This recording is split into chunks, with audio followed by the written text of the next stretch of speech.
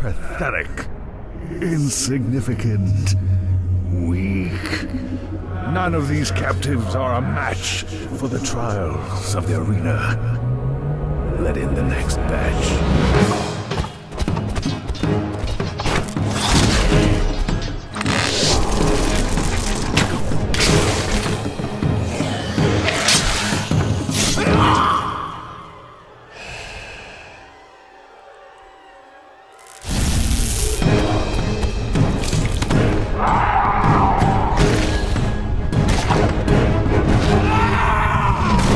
So we're catching up with Betadwarf here at GDC Play this year. You got a game that you got out on Kickstarter, you got funded. Can you tell us a little bit what Forced is in a brief pitch? Okay, so Forced is a 1 to 4 player cooperative tactical arena game, and the main focus of it is to make cooperative mechanics.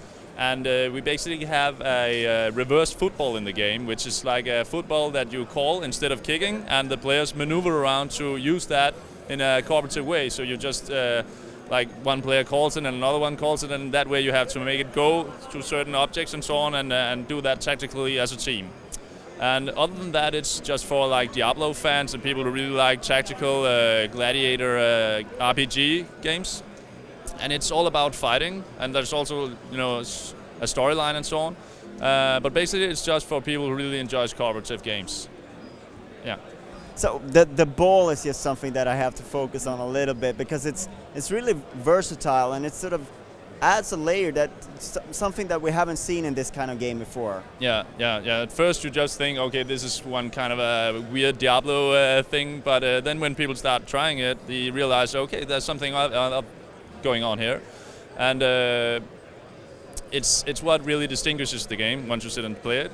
And actually we spent like a year to iterate upon that and really find out how can we use this orb, because what do you do with a flowing football? Why the fuck why does it fit like a game like this? But it actually does, because it makes the game non-repetitive. Every arena we can make new rules, new ways to use this football, and that I think is really one of the key essences of the game.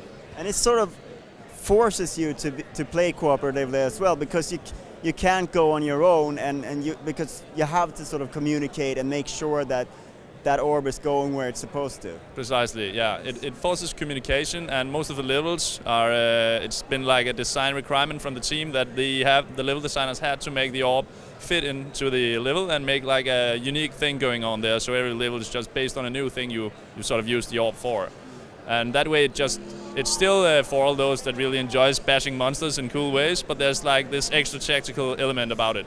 There's even puzzle solving, where we had people sitting like almost like in Portal 2, where it's co-op puzzle solving, and then sitting and trying to reflect, like communicating about how to solve this thing.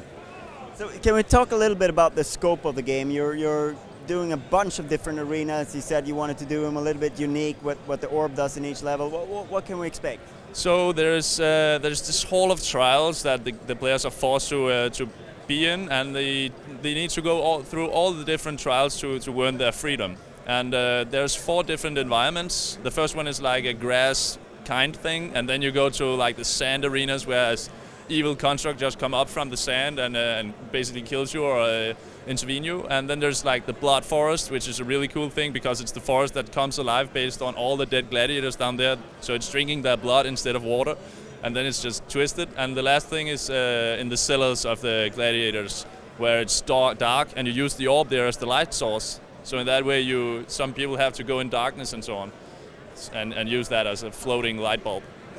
That's a really nice mechanic in co-op to sort of force, because then if you're not in tune with each other, someone could be left in the dark, right? Precisely, and we get that a lot when people are really laughing because, oh, you left me in the dark, or they are griefing the orb or something like that. So when people also like that, it's nice to have some griefing opportunities. It's social. So what's the Kickstarter experience been like for you guys? You sort of invited potential players or players into the game, into the development. What's that been like?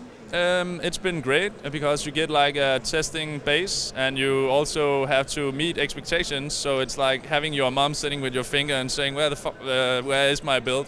And I think that's a huge motivator, that you constantly have something to push it out to. And actually now we have like 2,500 pre-orders, and we're using that in our forum and community to tweak and balance the game.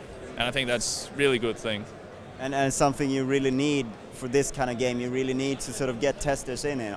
There's a lot of balancing, and because we've sort of divided the campaign into 1, 2, 3, and 4 player, where we change the arenas based on how many players you are, there's a ton of things that we have to test, and they help us with that, so that's great.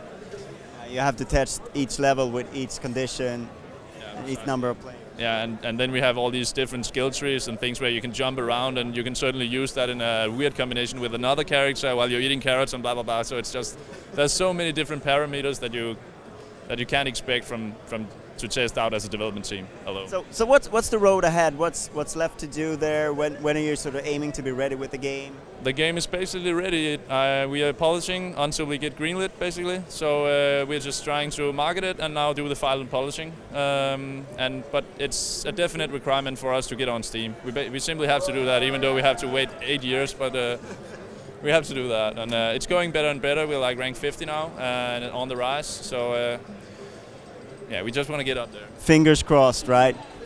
Yeah. You also mentioned that you were hoping for a console release at some point, so you're working towards that? Yeah, we are talking a little with some of the console holders, and it's basically because the game is just really good with controllers as well, and it also fit, for example, the Steam Big Picture.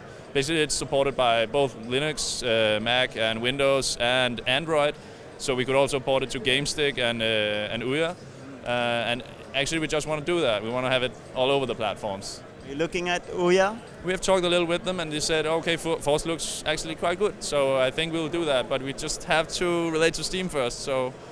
Yeah, and of course you have limited manpower, so you can't do it all at once. Yeah, that's precisely a big thing. Yeah. Thank you very much for your time.